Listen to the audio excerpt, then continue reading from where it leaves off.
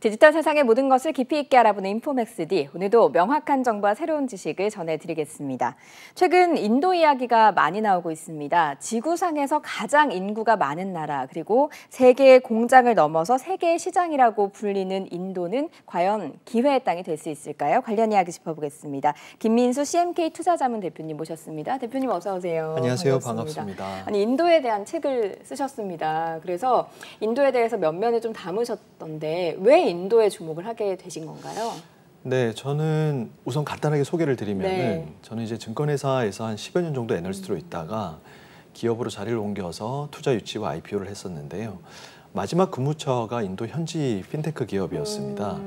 그래서 현지에서 근무하면서 인도의 성장 가능성을 봤고요. 그리고 인도 현지 투자자들 그리고 글로벌 기관 투자자들과 소통하면서 인도에 대한 그 어마어마한 관심을 제가 확인을 하고 인도에 대해서 좀 책을 써서 국내 투자자들도 좀 함께 이익을 보면 좋겠다 싶어서 이제 집필을 하게 되었습니다. 인도에도 직접 조금 계셨던 거잖아요. 그러면 인도는 과연 어떤 시장인가가 좀 궁금해요. 어떤 특성을 좀 가지고 있는 나라인가요? 네, 인도는 뭐 잘 아시다시피 현재 인도의 인구가 세계 최대이지 않습니까?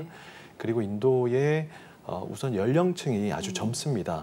전체 14억 인구 중에서 35세 미만의 인구수가 65%에 차지하고요. 인구 평균 연령이 28세에 불과해요. 그래서 중국에 대비해서 한 10세 정도 젊은 거죠. 그리고 이제 인구뿐만 아니라 가구 수에도 이제 좀 주목할 필요가 있는데요.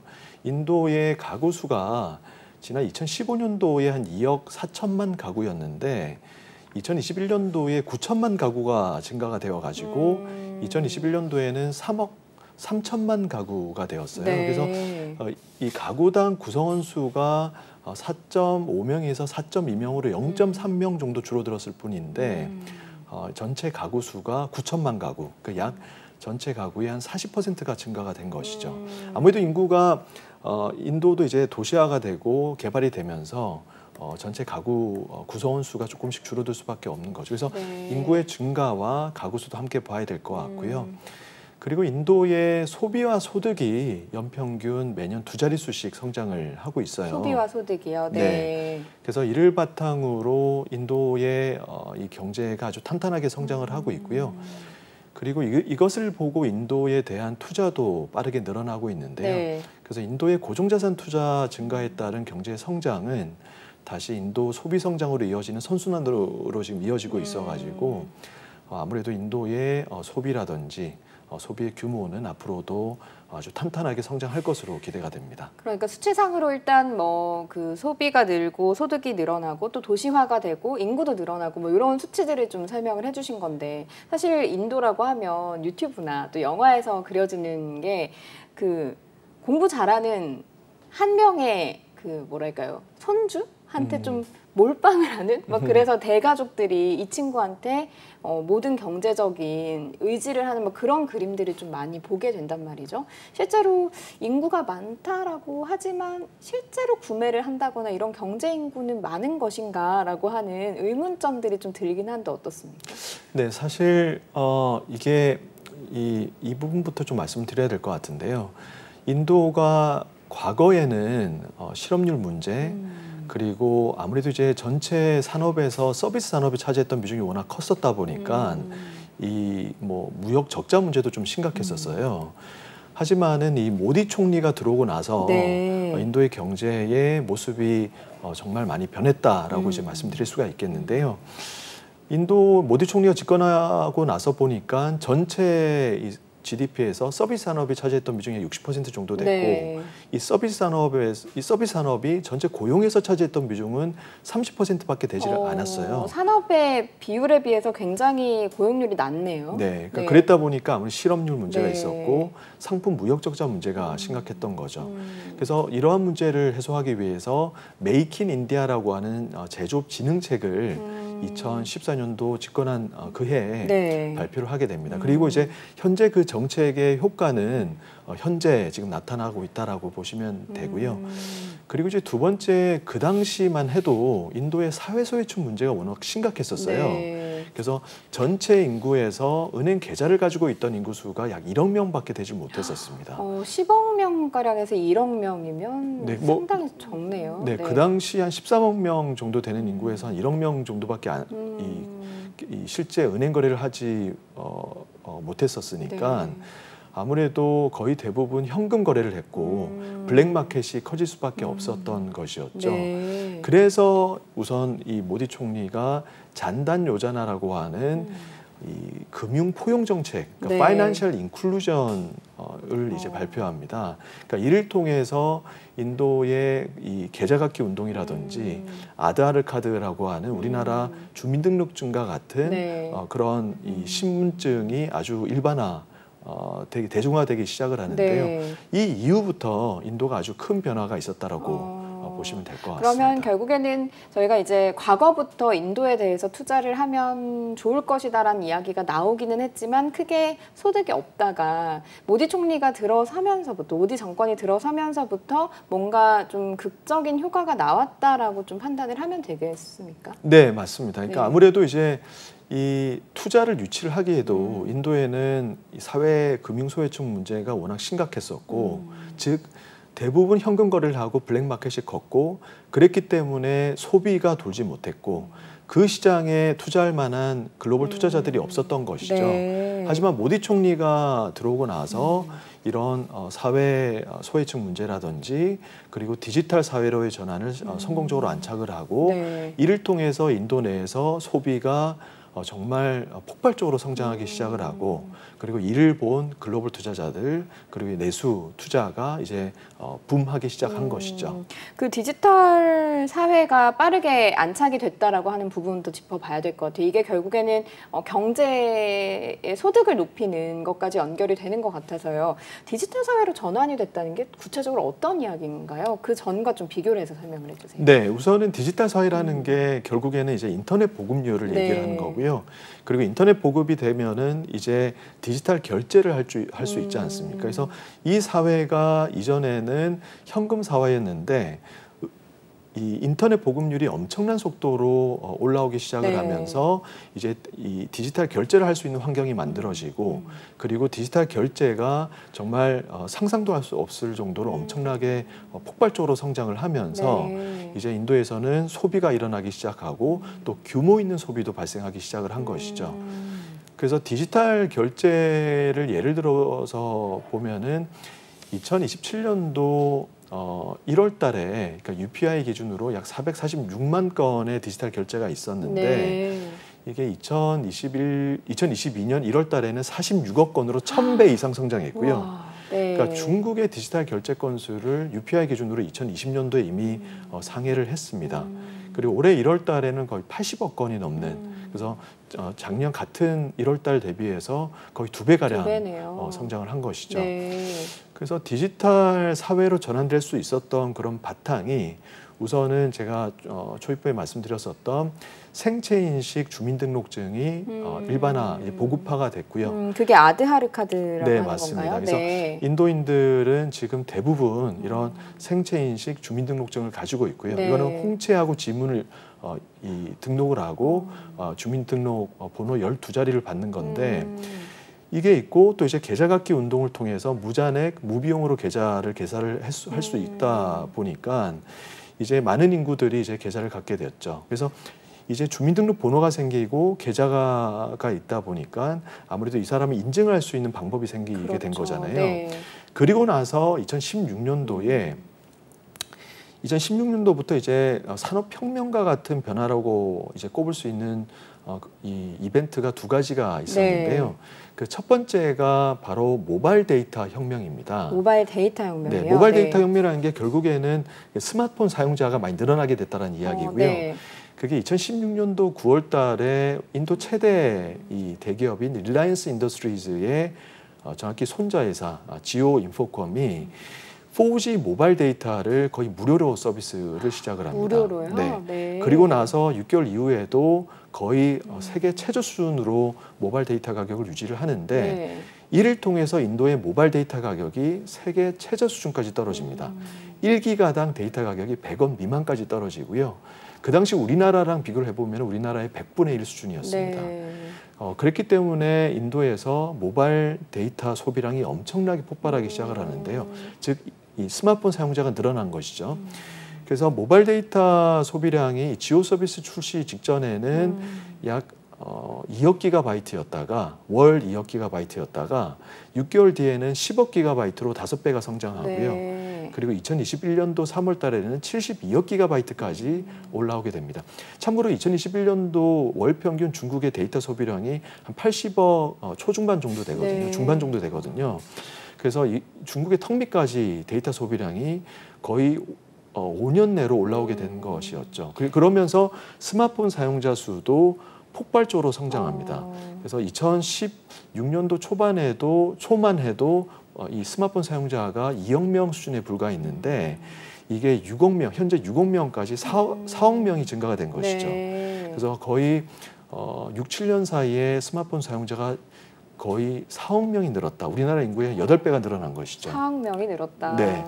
그러면서 모바일 데이터 혁명이 일어났고요. 네. 두 번째가 이제 디지털 결제 사회로 변할 수가 있었던 이 UPI라고 하는 은행 간 통합 인터 결제 인터페이스 앱이 네. 이제 출시가 되는데 인도 정부의 이 인도 이 결제 공사에서 MPCI라고 합니다. 결제 공사에서 이 은행 간 예를 들어서 제가 이제 이 앵커님한테 이 앵커님의 계좌번호를 몰라도 전화번호와 아धा르 카드 번호만 알아도 송금할 수 있는 그런 결제 시스템을 완성을 해서 카카오페이가 있잖아요. 우리한테는 그거랑 좀 비슷한 시스템이라고 보면 되는 건가요? 네, 맞습니다. 네. 이제 그게 이제 우리나라보다 훨씬 더 빨리 일반화가 됐던 것이죠. 대중화가 됐던 네. 것이죠.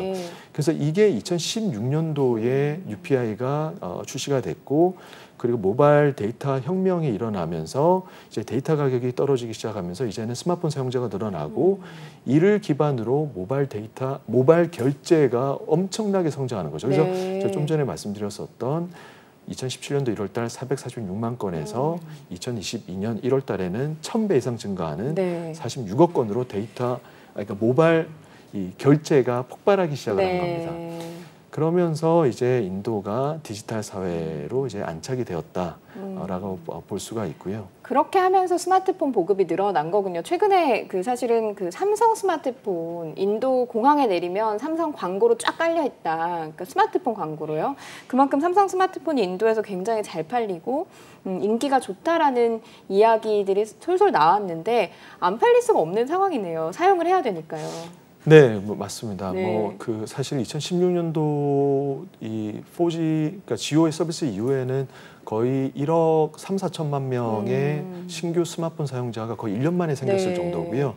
지금도 연평균 3천만 명에서 4천만 명의 신규 스마트폰 사용자가 우리 인구네요. 네, 네. 거의 지속적으로 이제 늘어나고 있습니다. 네, 그렇다 보니까 애플이나 이런 스마트폰 회사들이 공장을 안 짓기가 어려운 상황이네요. 스마트폰 네. 팔아야 되니까요. 맞습니다. 이제 인도 내에서 이제 소비도 연평균 2014년도 모디 총리 집권한 이후에 거의 20%씩 성장하고 네. 있고 소득도 연평균 10%씩 성장하고 있잖아요. 그렇기 때문에 이제는 고가 스마트폰도 팔리기 시작을 하는 거죠. 그래서 애플 같은 경우는 2018년도만 해도 이 인도 내 시장 점유율이 2%가 턱없이 미치지 못했었고요. 그리고 전체 인도 소비량의 약 20%도 안 되는 네. 물량만 현지 생산을 했었어요. 근데 2020년도에 인도 내에서 스마트폰 판매를 365만 대를 했고 네. 그 다음에 560만 대 그리고 작년도에는 600만 대 그리고 올해는 인도 내 이 아이폰 생산량을 1,200만 대를 할 겁니다. 그리고 2025년도가 되면은 애플 글로벌 아이폰 생산량의 25%가 인도에서 만들어질 거고요. 2027년도가 되면은 글로벌 아이폰 생산량의 50%가 인도 내에서 이제 만들어질 겁니다. 일단 지금 4억 명이 스마트폰을 사용하고 있다. 현재 6억 명. 6억 명이 네. 사용하고 있다고 하셨으니까 지금 인구 14억 명이라고 추산했을 때 아직도 8억 명한테 팔 수가 있는 거잖아요. 그렇죠. 네, 네. 그래서 내수를 노리고 들어가고 이제 점점 미래로 갈수록 글로벌 이제 스마트폰도 인도에서 만드는 그런 목표를 세우고 있다라는 말씀이신 건가요? 네, 맞습니다. 근데 이제 다만 오해는 하지 말았으면 좋겠는 게 이 전체 인구 14억 명 중에서 약 11억 명이 모바일폰은 사용을 하고 있고요. 그중에서 한 6억 명 정도가 스마트폰을 사용을 하고 있고 나머지 5억 명 정도는 우리가 이전에 썼던 피처폰 아시죠? 네. 피처폰을 이제 이용을 하고 있습니다. 휴대폰 사용하는 인구는 11억 명 정도고 이제 스마트폰 사용자가 6억 명 정도. 그래서 여전히 이제 교체 네. 수요도 있고 네. 신규 수요도 아직 많이 남아 있는 거죠. 네. 앞으로 또 더 열릴 구석이 많은 시장이라고 하는 부분이 좀 매력적으로 다가올 것 같긴 한데 그렇다면 이 디지털 사회로 변환이 된 게 소비가 늘어나는 걸 앞당겼고 소득도 늘어나는 계기가 된 건가요? 어떻게 이제 이게 연결이 될 수 있는 건가요? 네, 아무래도 이제 그러니까 소비가 이제 빠르게 성장을 그러니까 쉽게 얘기해서 이제 사회 소외층 문제가 네. 빨리 해소가 된 것이죠. 왜냐하면은 이전만 해도 이제 말씀드렸다시피 전체 14억 인구 중에서 한 1억 명 정도만 이 은행 거래를 했었는데 네. 이제는 이 디지털 사회의 성공적인 전환으로 뭐 거의 5억 5천만 명 이상의 인구가 아주 액티브하게 아주 은행 거래를 디지털로 하고 있는 거잖아요. 네. 왜냐하면 스마트폰 앱을 사용하기 위해서는 은행 연결이 돼야 되기 때문에 그리고 핀테크들이 이제 이런 앱들을 이 결제를 보통 이제 핀테크를 통해서 결제를 많이 하니까 네. 핀테크들이 이제 성장을 하기 시작을 하면서 이 핀테크들이 사회 소외층 문제의 마지막 단계를 또 완성을 시켜줍니다. 네. 그게 바로 이 신용 데이터인데요. 2018년도 말만 해도 인도 전체 14억 인구 중에서 이 신용 등급을 가졌던 인구 수는 약 2억 6천만 명밖에 되질 않았어요. 네. 근데 그 중에서 실제 대출을 받을 수 있었던 인구 수는 10분의 1밖에 되질 않았어요. 왜냐하면 은행 거래를 할 수 있었던 인구 수가 그때만 해도 이제 얼마 없었기 때문인 거죠. 네. 하지만은 이런 핀테크들이 이제 빠르게 성장을 하면서 이들을 대상으로 이제 은행 계좌도 열어주고 그리고 이들을 대상으로 대안 신용평가 모델을 만들고 대출까지 실행을 해주면서 아무래도 인도의 이 디지털 결제도 빠른 속도로 이제 증가가 됐지만은 디지털 이 소비의 규모도 크게 성장을 네. 하기 시작을 한 것이죠. 네. 그러면서 소비와 소득이 두 자릿수로 성장을 하기 시작한 것이고요. 아무래도 이제 소비가 좋아지면 경제가 성장하고 소득도 좋아지잖아요. 네. 그리고 이제 소득이 또 지금부터는 지금부터도 이제 아주 탄탄하게 성장할 것이라고 예상이 되는 부분이 바로 투자입니다. 그러니까 인도에서는 이 소비 이 시장이 성장하기 시작을 했고 이러한 이 성장하는 시장을 본 글로벌 투자자들 그리고 이제 인도 현재 민간 투자가 폭발적으로 성장을 하고 있고요. 네. 참고로 인도 전체 GDP에서 투자가 차지하는 비중이 약 31%, 2021년도 기준으로 31%였는데 네. 인도 정부는 이게 34%까지 올라오는데 한 2026년도가 될 거라고 봤습니다. 하지만은 올해의 이 34% 목표가 도달을 네. 가능할 것으로 보여지고요. 네. 그리고 이런 제조업이라든지 인프라에 대한 고정자산 투자가 이제 본격적으로 이제 성장하다 보니까 이런 투자 성장에 따른 이 경제 성장은 또 소비 성장의 선순환을 만들고 이런 것들이 이제 소득의 성장으로 또 이어질 수가 있는 것이죠. 네. 이제 시장이 계속해서 커질 수 있는 여러 여건들이 마련이 됐다는 설명이신 것 같은데 지금 그렇다면 인도 현지에서 우리 외국 기업들 또 우리 현지에 들어가 있는 우리 기업들 어떤 기업들이 좀 잘 자리를 잡고 있고 앞으로 이 기업들이 어떻게 좀 성장을 해 나갈 수 있는 배경을 가지고 있다고 생각을 하시는지요? 네, 뭐 많이들 알고 계시는 삼성 그리고 현대자동차 인도의 지금 각 섹터별로 아주 뭐 2위 건의 시장 점유율을 가지고 있고요. 현대차 같은 경우도 판매량 현대 기아 자동차 합해서 시장 점유율이 약 21%, 22% 정도 네. 수준입니다. 판매량도 현대차가 한 55만 대, 기아차가 한 25만 대, 한 80만 대 수준인데 얼마 전에 현대차가 또 GM 공장을 인수를 해가지고 현재 약 100만 대의 생산 능력을 확대를 했고요. 네. 그래서 현대차는 인도 시장을 단순히 이제 이 판매 시장으로만 보는 것이 아니라 수출 기지로도 보는 것이죠. 네. 네, 아무래도 이제 인건비도 낮고 인도 내에서 이런 생산률도 계속 이제 올라오고 있기 때문에 현대자동차의 또 이런 적극적인 투자도 이제 돋보이고요. 삼성전자 같은 경우도 인도에서 이 스마트폰을 한 2위 정도 이 두 번째로 이제 많이 팔고 있고요. 삼성전자가 지금 주목하고 있는 시장은 약 250불에서 한 400불 그 사이에 이 가장 두 번째 프리미엄 시장에 이제 네. 타겟을 하고 있습니다. 그럴 뿐만 아니라 LG나 삼성이 또 가전제품 시장에도 공략을 하고 있고, 인도 같은 경우는 지금 현재 이 인당 GDP가 2,000불 초반 수준에서 네. 빠르게 성장을 하고 있기 때문에 인당 GDP 한 2,000불 초반에서는 이런 이 가전제품, 임의 소비재, 내구재, 자동차, 전기전자와 같은 이런 산업들이 이제 폭발적으로 성장하기 시작을 하거든요.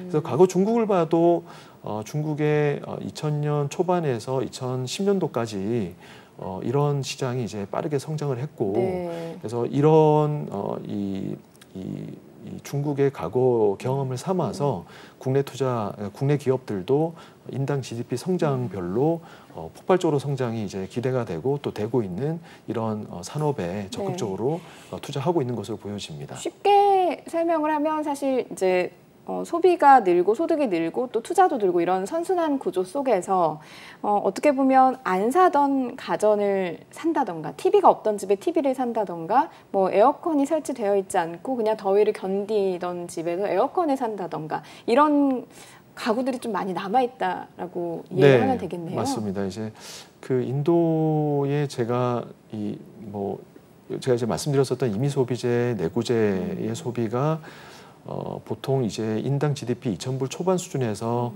성장을 할 때 폭발적으로 성장한다라고 말씀드렸는데, 이거는 이제 중국의 성장의 경험을 말씀을 드렸던 네. 거였고요.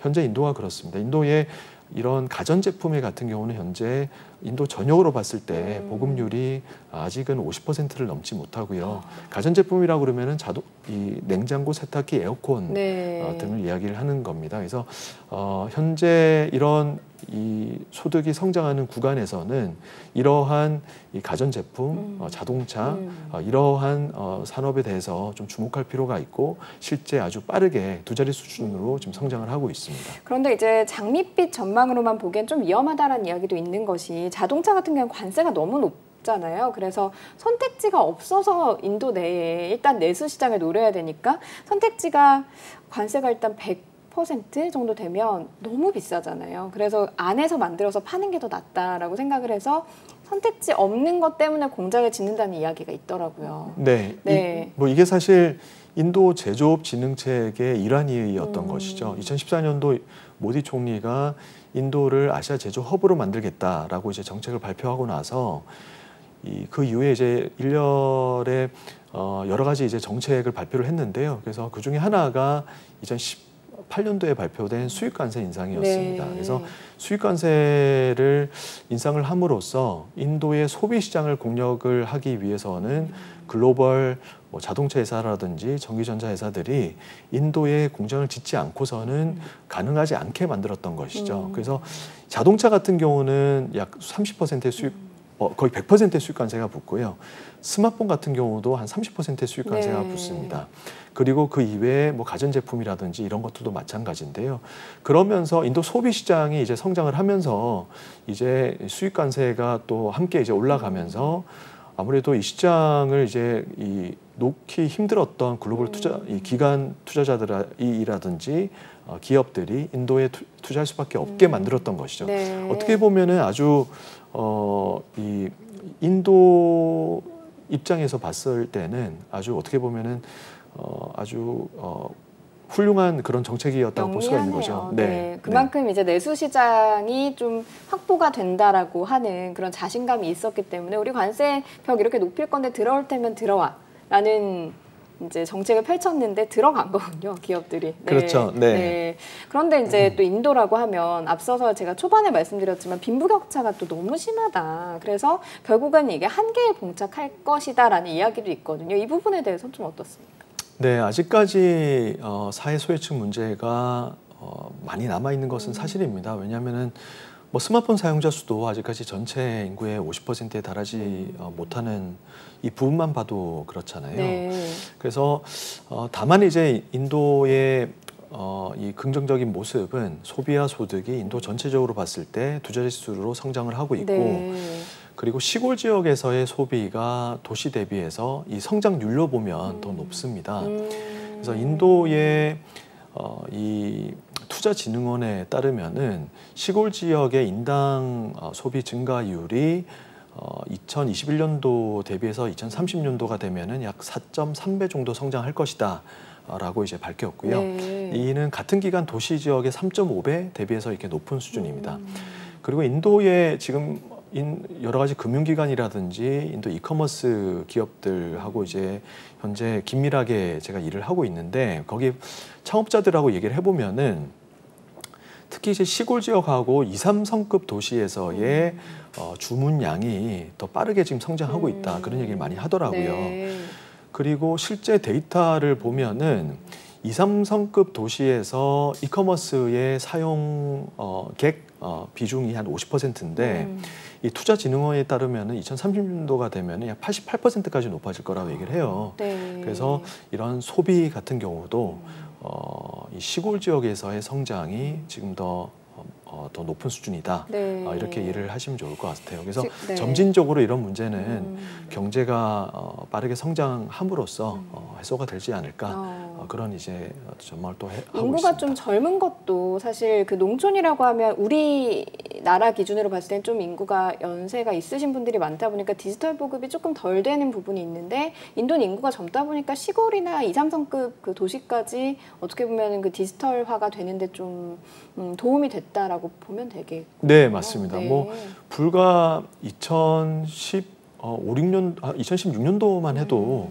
인도 시골 지역에 사실 스마트폰 보급률은 10%에 크게 미치지 못했었어요. 네. 하지만은 불과 5년 만에 이게 한 35, 6%까지 올라왔거든요. 네. 그래서 시골 지역에서도 도시 지역만큼은 아니지만은 실제 엄청난 속도로 이런 인터넷 보급이 되고 있고 이런 것들이 사회소외층 문제를 해소를 하는데 네. 크게 기여를 하고 있다라고 네. 얘기를 하시면 될 것 같아요. 그런 측면에서 어떻게 보면 그 인도 입장에서는 정책적으로 자국의 제조업 기술이라든가 이런 것들을 공장이라든가 이런 것들 유치해서 기술을 좀 확보하려고 하는 그런 정책들을 펼치고 있고 그렇게 벽을 높여 놓는다고 하더라도 또 기업들 입장에서 여기가 또 매력적인 시장이다 보니 선택지가 없어도 또 매력 있어서 들어가는 부분이 있고 해서 인도라는 시장 자체에 대해서 좀 너무 장밋빛으로 가지 말라라고 하는 목소리도 있지만 어느 정도는 긍정적인 시그널들이 있는 시장이라고 좀 볼 수 있겠다라는 설명을 해주셨던 것 같습니다. 오늘 여기까지 듣겠습니다. 고맙습니다. 네, 인포맥스D 벌써 마쳐야 될 시간이 됐습니다. 영상을 보신 후에 궁금하신 점이나 개선해야 될 점이 있다면 유튜브 연합뉴스 경제TV 채널을 통해서 댓글을 달아주시면 더 좋은 방송으로 찾아뵙겠습니다. 고맙습니다.